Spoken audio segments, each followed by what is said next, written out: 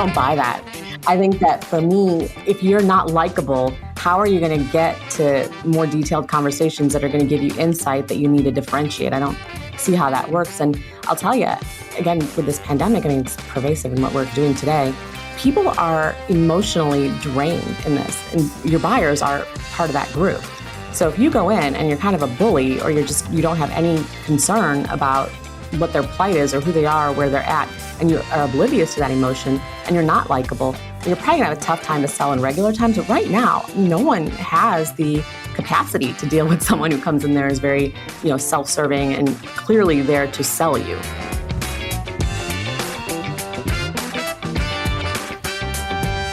Hi, friends. Welcome to the Sales Enablement Podcast. I'm your host, Andy Paul. Now, that was Anita Nielsen.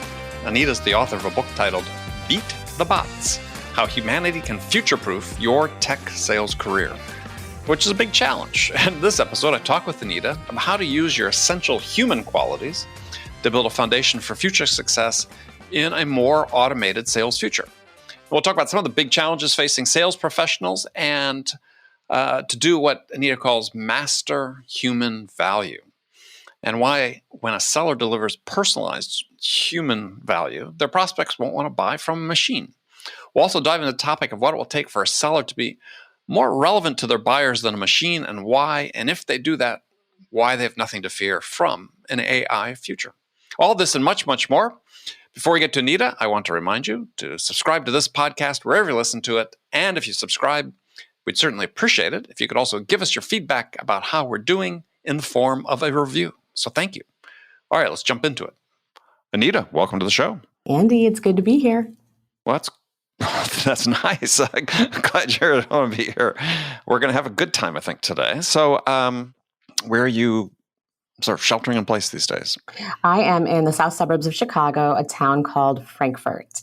Frankfort? Yes. South suburbs. It's not that far technically, but most people don't know where it is, which I'm glad. It's the best kept secret. It's the most quaint little town. Yeah, I try to remember. My folks lived for a time years and years and years ago, actually before I was born, in Park Forest. Yep, that's actually not, I don't think that's that far. Yeah, my dad used to take the train into work downtown every day. There you go. Yeah, we have a really good train system and I love it. We've got 2 stations here in Frankfort, so it works out pretty well. Nice. Well, we're going to talk about your book, Beat the Bots: How Humanity Can Future-Proof Your Tech Sales Career. It's not necessarily tech sales. I mean, it could be anybody's sales career, right? It could. That's a good point. So I had to make a decision for the title of the book, and I've got stories from technology because I've sold technology and supported sales in tech for about 20 some years.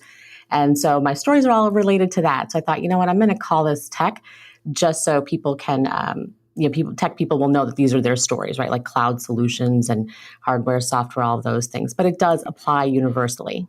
So what was the impetus to write the book? So the impetus for this book was, so I work very closely with salespeople. There was like the last straw that made me do it.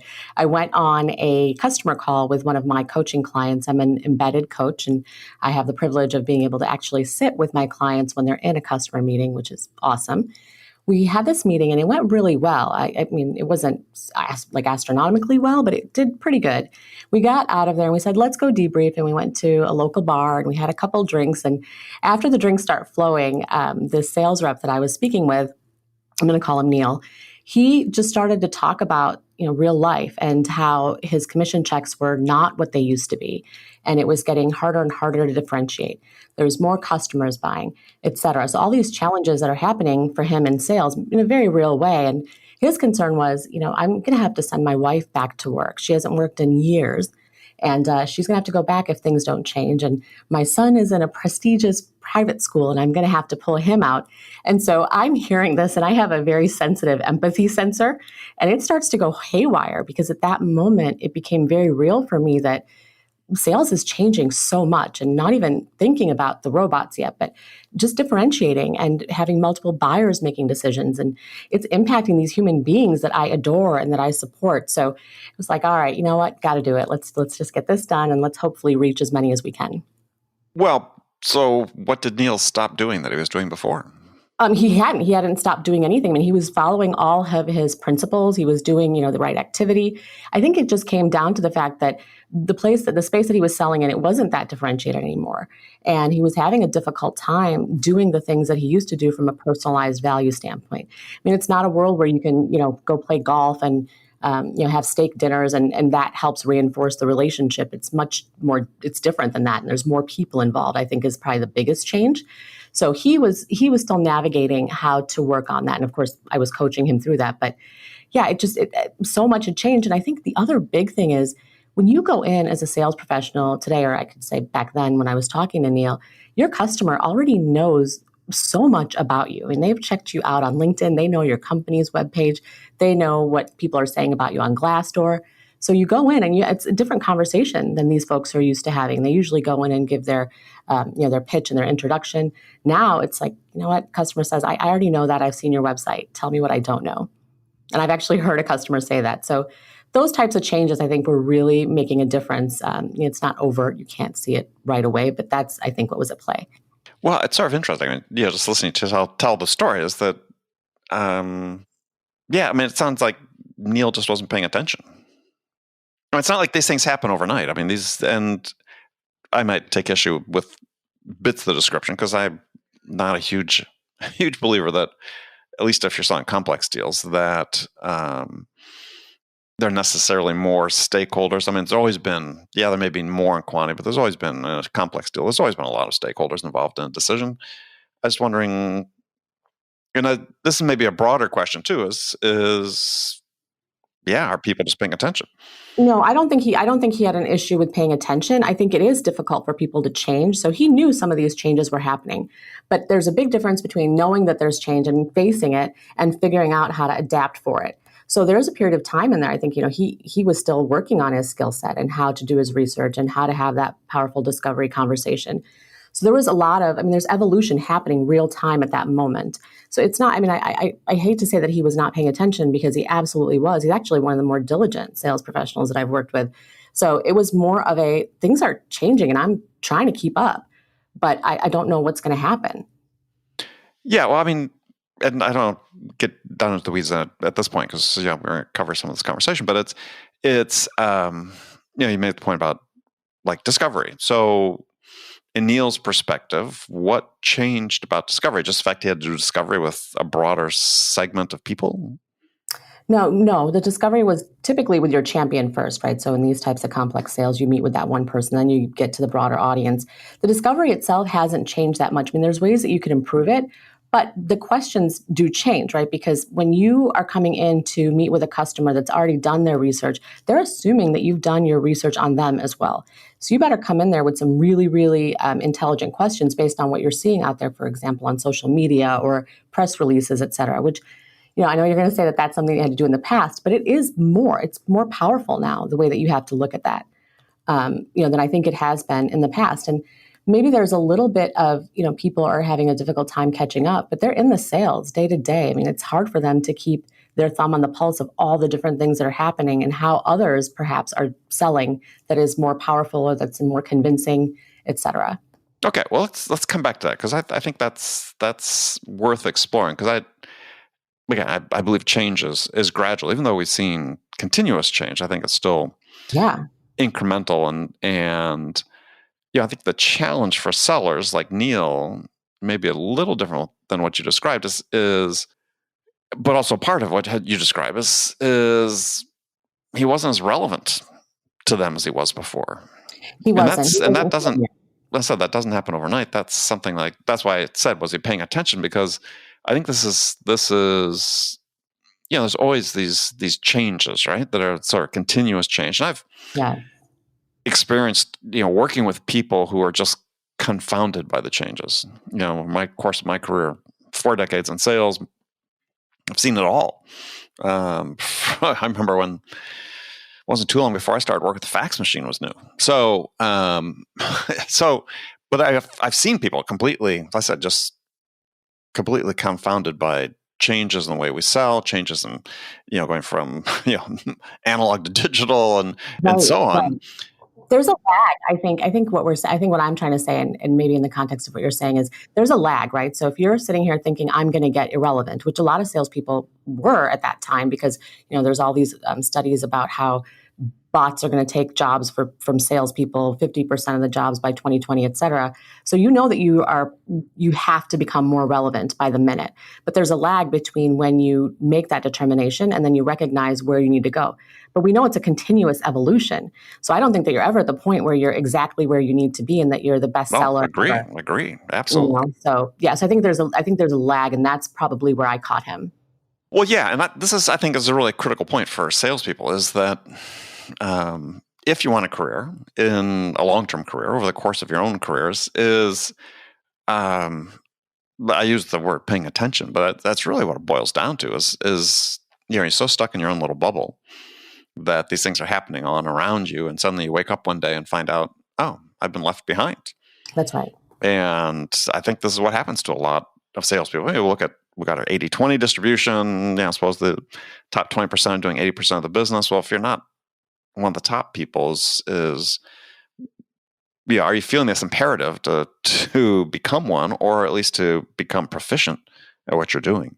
Yeah, he was competent, he was proficient, but he wasn't at the point where he was unconsciously competent yet about what he was trying to do within the context of those complex sales. So yeah, I totally get what you're saying. And it's a situation where we have to adapt to change. And I think if nothing else, the situation that we're in right now with this pandemic and all of these things, that has made this at the forefront, that you don't get to just sit around and expect that you're going to be able to have customer meetings face to face all the time, or that you're going to be able to do the types of things that you did before.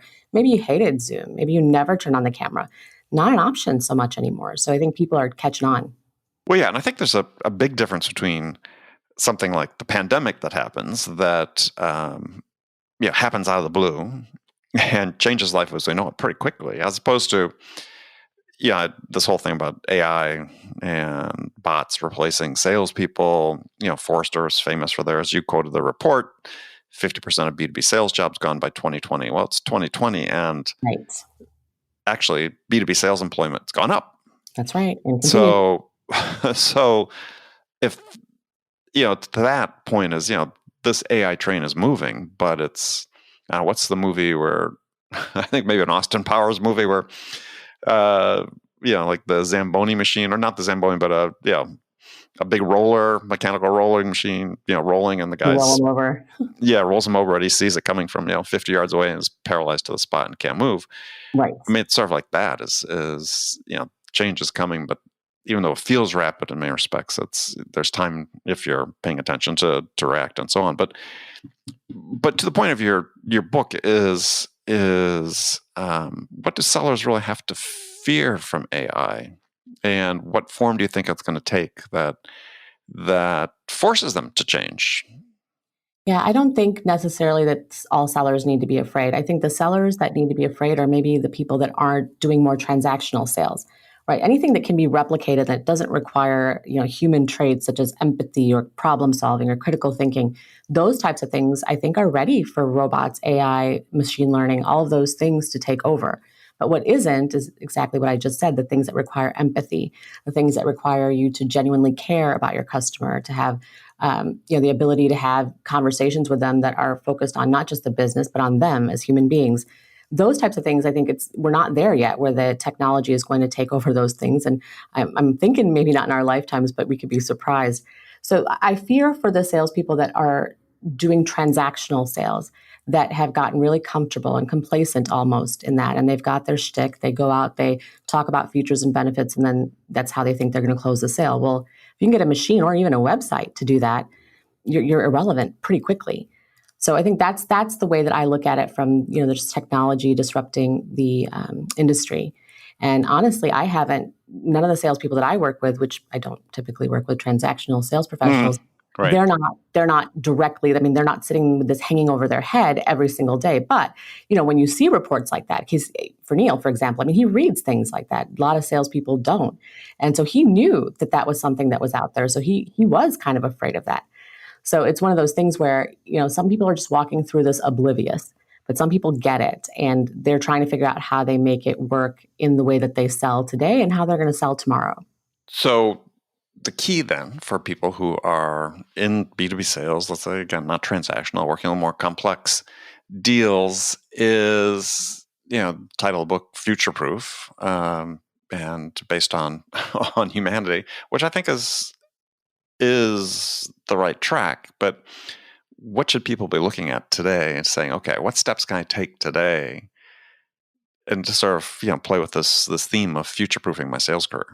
Yeah, I think simple skills like the discovery, for example, I think you have to get better at discovery. It's no longer a time where you can just go in and do, regular old open-ended questions that you're taught about in Sales 101. You have to be asking the big questions, the kind of questions that give your customer the ability to, show some emotion. And I joke about this, but only half-heartedly, questions a shrink would be jealous of, right? You want to get in there and really give them the breath to be able to speak about where they're at, not necessarily just in their role or with their company, but who they are as a person. Because I believe that is the place where you can differentiate, is in that interaction between the seller and the buyer, that human-to-human connection. I don't see how that gets commoditized, right? Because it's two unique individuals. And so I say for sales reps, that's the kind of thing that they have to focus on, is learning those things. And then the other side of that is the active listening, and being really, really good at hearing what that customer is saying and listening for things that are going to help you then create value that's differentiated for them. So it's not that you have to, redo the types of activities that you do. You just have to look at them a little bit differently. And I think salespeople that ask questions like, "Can you help me understand?" as opposed to, "What is X?" they're the ones that are going to do better, because they've enabled that customer to talk about just about anything that they want to, and where their mind goes is half of what you want to be paying attention to.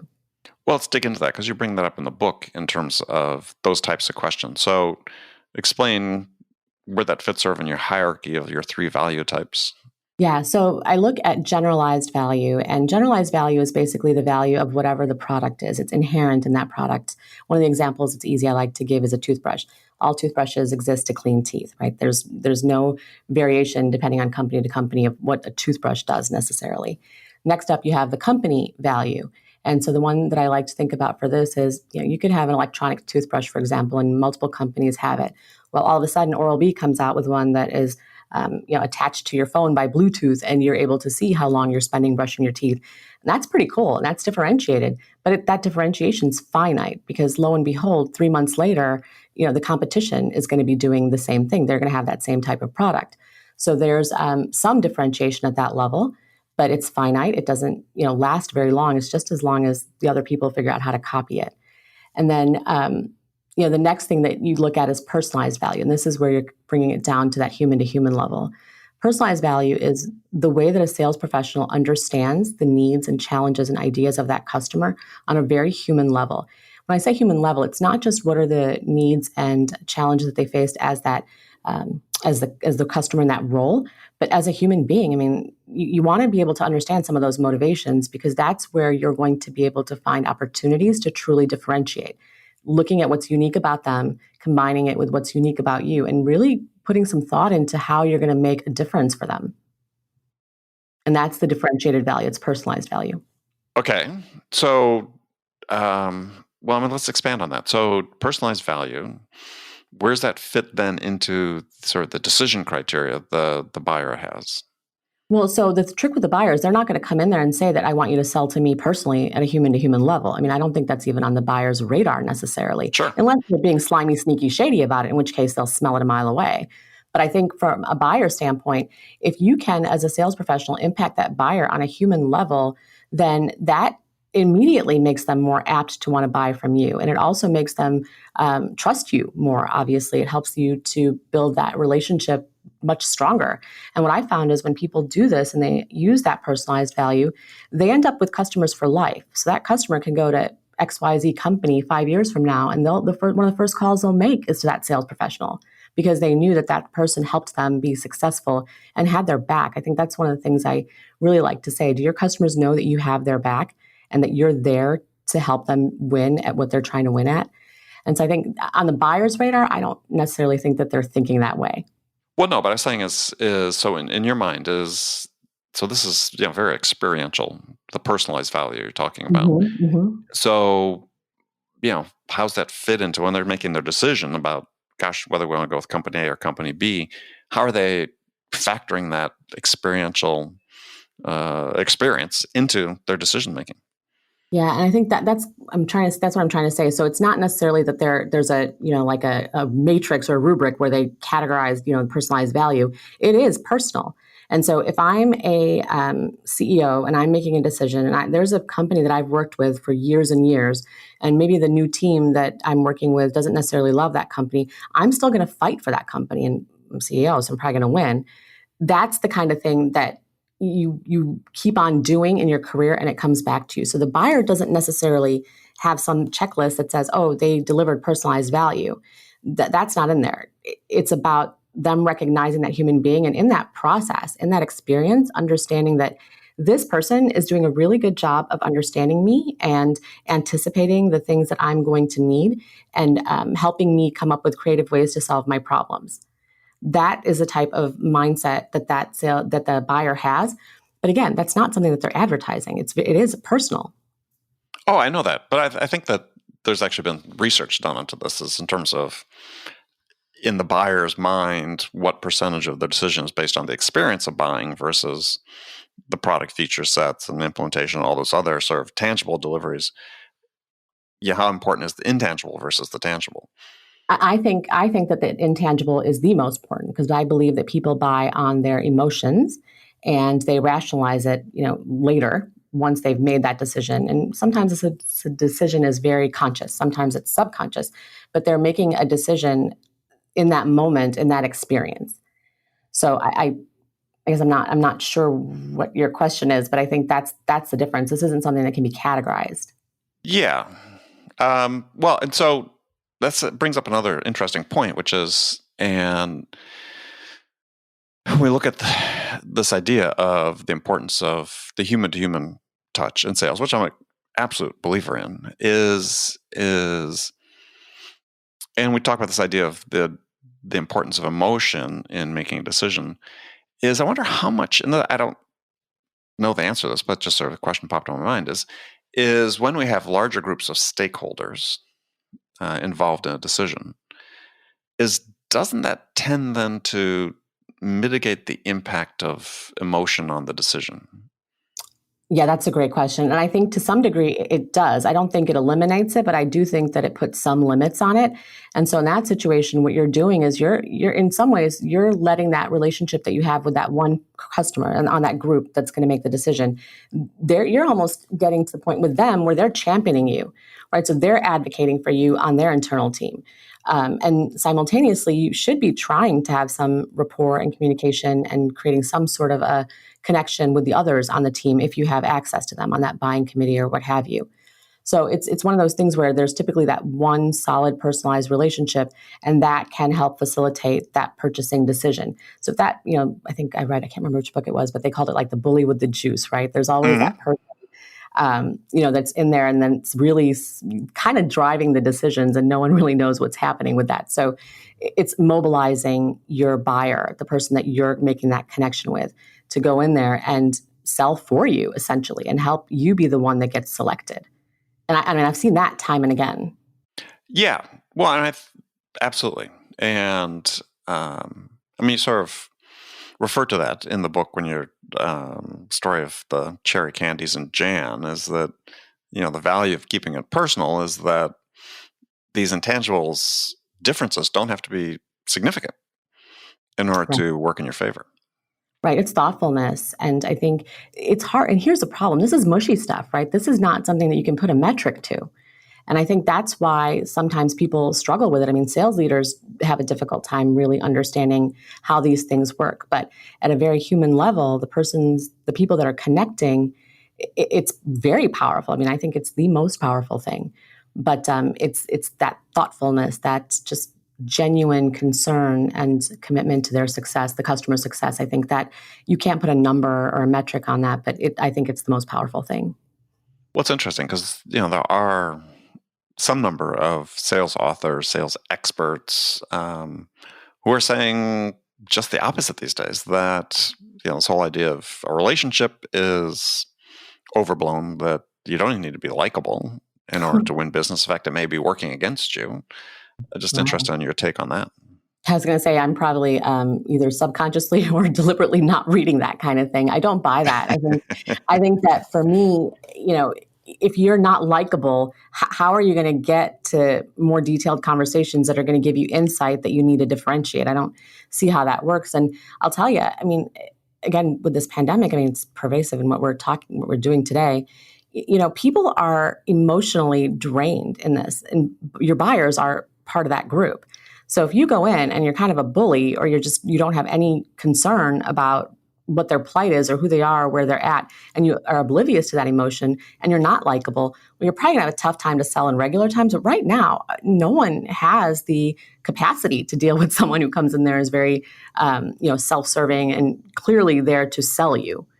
I think there's a big difference, and I don't think that being unlikable is going to help you. But more than that, I think that customers are at a point where they can sense your intent. As human beings, I think that most people can sense if someone is there to sell them or if someone's there to help them, and it's a fundamental difference. Yeah, I agree, because I don't think customers are ever under any illusion that you're there to get an order. But Right. to your point, it's how you go about it. And I think an interesting way I like to look at it is there's a difference between we train sellers to be persuaders, where they really need to be influencers. Yeah, that's I right. think this is a huge difference, and you sort of refer to this a little bit in the book, or imply it, is that persuasion is, which I had a guest on the show not that long ago, written a book about this idea of how do you change people's minds, and said that research finds that people have a natural, I call it a cognitive bias against persuasion. They resist it That's when right. they feel it. This whole idea, I guess the old expression, people don't mind buying, but they hate being sold. Exactly right. Yeah, interesting how you see that playing out, because I think this is one of sort of as you look at the role of automation going forward, is that it is going to be persuasive but not influential. Meaning persuasion has sort of a implication of coercion behind it to some degree. That's right. And influence doesn't necessarily.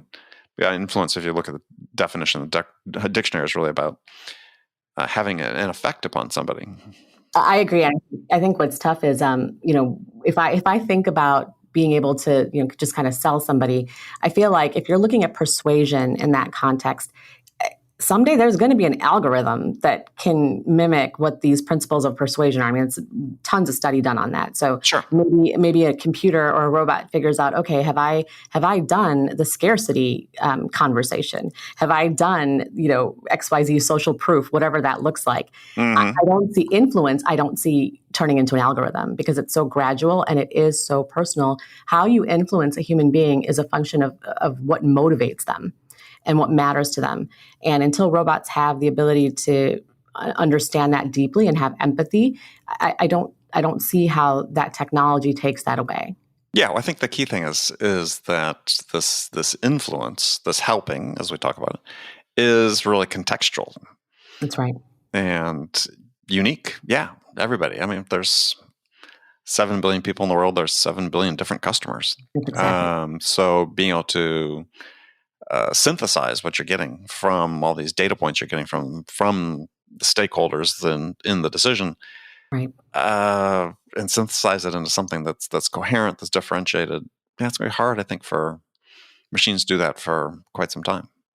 Yeah, I agree. And that's kind of what I want to emphasize to sales professionals is, sure, I mean, have an idea of where robots and machine learning and all those things are going, and if and how it's going to impact you, but don't let it be something that makes you afraid or overwhelms you so that you lose sight of what you do. Because what you do when you're a good salesperson is you are differentiating, because you are focusing on that customer's need, right? A good salesperson, like you just said, they're there to help. I like to look at it as, in pre-sales, for example, a salesperson, until that deal is signed, that salesperson is the biggest advocate for that customer's success. And the minute that deal is signed, and if that salesperson continues to care about that customer, there's a point in time where that customer becomes an advocate for that salesperson, because it's a very human interaction. Like you've influenced them to a point where they recognize that you're there for them. Now they feel like they're going to be there for you, and how they can do that. So I think there's just so much of the human nature at play in sales. Well, yeah, I think the critical thing is, and Jeffrey Colvin wrote about this in his book "Humans Are Underrated." What are those intangible human qualities that will differentiate you going forward, will put you in a position to better help the customer, and how do you amplify those, right? Because empathy is first and foremost one, and he talks about that in his book, is a quote from an executive, I think, at Oracle, saying that empathy will be the key sales skill of the 21st century. Yeah. Which is interesting, because I have a concern that may be true. And I'm not concerned that it may be true. I think it may very well be true. The concern is that most people don't understand what it is and how to use it. That's right. And when they think they're quote unquote trained, or they've developed the practice, it comes off as scripted. I think that's a big challenge that we face. When there's this ongoing argument forever that is empathy something that you can teach. And so for me, taking a step back, the way I look at when I wrote this book, I did not want to be someone who created a methodology or put together all these detailed steps or had, different documents for XYZ. I wanted it to be a book that spoke to salespeople and helped them think about how they had to approach sales. And that thought process is, serving that customer. And I think that's the most important thing, because if you are serving your customer, then you're safe. I mean, if you're serving them in a way that's unique to them and unique to who you are and what you stand for, and creating that personalized value, robots can't get to that right now. Well, yeah. Well, I think this is sort of critical thing that you bring up, which is that increasingly we operate in a sales environment that is dictated by process and technology, and because people feel more comfortable in that environment, right? Tell me the steps. I don't want to have to think about it. Just tell me the steps. That's right. And so I think we have to sort of come up with this mix of prescription and mindfulness for people to really think, how in this environment, because there's going to be, I think, as we see AI and machine learning come in, we're seeing initially now it's on more taking more repetitive tasks off the table for sellers to try to give them more time in front of customers. Right. Not sure that will necessarily work, but assuming it does to some degree. Exactly. Yeah, is what are the things in their mind? And this is where I think where the role of sales managers come in. And I think that we've seen a failure on this part, is to say, 100%. How do we really prepare you going forward? And what are the things you need to work on as an individual contributor to get ready to operate in this changing environment? Yeah. Yeah. And how do and for the gaps that I find, first of all, let me care enough to learn what those gaps are. And once I find them, what am I going to do to help address them so that these people do have a chance and they are able to evolve? The empathy one, I think that's the single best example that we have for this type of conversation. It's that, you can't fake empathy or sincerity, for that matter. And it's not something that's innate. Well, people try. A lot of people. Yeah, that's where I was going. It's not innate in most people. But if you give them a script, or if you give them a methodology or a series of steps that can help them be empathetic, that's not going to work very well because it's not coming from a place that's genuine. Right? I do believe that people can become more empathetic by just training themselves to think that way. But I don't think that that's something that you can give them on a piece of paper artificially. You have to help them think why empathy is so important. For example, if you go in and do a discovery, people can do a discovery and gather a lot of information. But somebody who's highly empathetic can get the baseline information they need to make the sale, but they'll also hear concern about, if that person's worried about their job. Are they concerned that, there's going to be a merger that's going to displace them? Those types of things you can sense with empathy. You can't sense that with a script of questions in discovery. And so that's one of the things that's so important in discovery with these high impact questions is it's not that it teaches you empathy, but it reminds you that you have to ask the questions that allow you to feel that emotion and sense where that customer's at. You have to be able to look at life from where they're sitting. And it's amazing to me how hard that is for some people. Well, but again, I think that gets to the challenge of sort of framing what empathy really is. I mean, there's whole dialogue that exists in terms of the difference between compassionate empathy and cognitive empathy and so on. And I tend to come down more on the side of cognitive empathy, which is yeah, we give our sellers personas of what, Mhm. of our target customers, and this is what they're feeling. And I think that, people want to go in and say, yeah, I feel how you feel. Right. And as opposed to saying, I understand why you feel the way you do, which is you're alluding to some degree in your book is, and I think that is an important distinction is it's okay to feel the emotion, but if you want to be effective for them, if you want to help them, you need to understand why they feel the way they do. That's right. It's the motivator, right? So what is that situation or that context that's making them react the way that they do, and the emotion that they have? So a lot of times, customers are just afraid because if you think about it, when you're making these large technology purchases, excuse me, it's a huge investment for that company, and a lot of Mm-hmm. careers are made and broken on large technology purchases that failed. And so the amount of fear that that individual who's accountable for the overall buying process feels is huge. And so to go in there and not recognize that is foolish because you have to be able to account for that fear. And how are you going to address that fear? But when it becomes more powerful is when you're having a conversation with that customer and you understand the degree of that fear because you are able to be empathetic with them and try to sense where their head is at in terms of how much is this fear? Is it debilitating? Should I just leave because they're just not going to make a decision on this? Or these are the types of things that are making them scared, to your point, right? What's making that happen? And then how do I address those things that are making them scared? Mm-hmm. Well, and you compound that with the fact that I believe that most sellers, though some grow out of this, obviously, is also operate from a position of fear. Yeah. So when you have fear, confronting fear, it can make for Oh, gosh. a lack of progress. Yeah. Yeah. Fear. And the other one that I really dislike and I feel sad when people have that is this sense of desperation. I think when you've got a sales professional who maybe isn't making the numbers to the degree that they are expected to, then they start to make really bad choices when they're in the deal, right? Like they may ignore the fact that this is not a customer who's going to make a decision, or it's not the decision maker, for example. I think Mm-hmm. there's things that can impact your own ability to be empathetic, right? Because if you're so much in your head and you're undergoing something, that's going to probably overshadow your ability to recognize what that customer is going through. If it's something that's super powerful like that, if I'm a salesperson and I'm worried that this deal is going to make or break my career at this company, I'm going to behave very differently than a salesperson who's got this long view of how to work with customers. And so I think there's a little bit of that at play too. We can teach them all day. We can teach sales professionals, these thought processes and what they should be considering. But when they're in that moment, who they are, what they're going through is a huge factor in how that conversation goes. Yeah, well, there's this interesting conundrum that exists. On one hand, you have employers decrying the idea that salespeople turn over so quickly. Yeah, But on the other hand, salespeople are turning over so quickly because of the environment. that's right. Yeah. So, that is sort of the push me pull you that really needs to be resolved, and it's getting worse. I mean, if we're having uh, sellers, as in some cases, I think in certain tech segments, are average tenure 16 months, 16 to 18 months, Yeah. you can make the argument that they haven't learned anything. Yeah, it's true. And that's why a lot of the learning that you have to do, it does have to be kind of on yourself because a lot of companies don't provide that learning.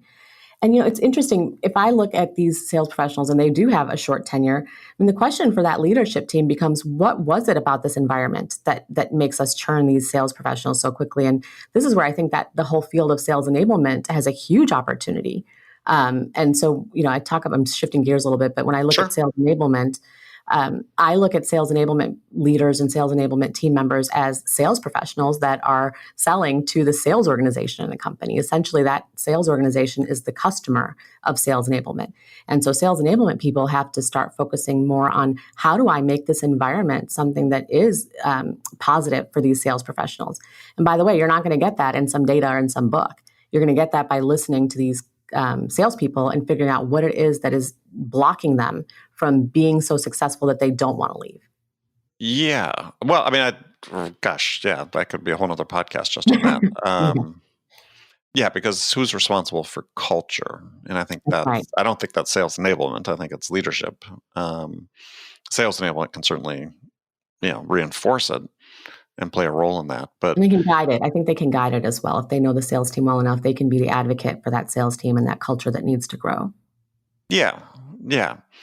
But yeah, and gosh, let's say it's a whole conversation of what sales enablement is and should be. And think of that.